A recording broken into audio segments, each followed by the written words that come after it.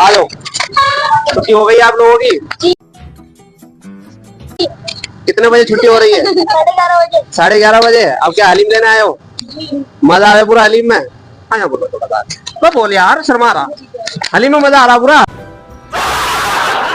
मैं 10 रुपए का तो हलीम भी नहीं आता, तुम्हें मोहब्बत में दे यार, बच्चे हो तुम उधर से के। तो 10 रुपए का हलीम थोड़ा ही आवे, लेकिन तुम्हें देते हैं यार, फिर भी नहीं तुम बोल रहे। इधर हटा के बता, वायरल हो जाएगा। कैसा लगता है? बढ़िया। अरे वाह, वेरी गुड।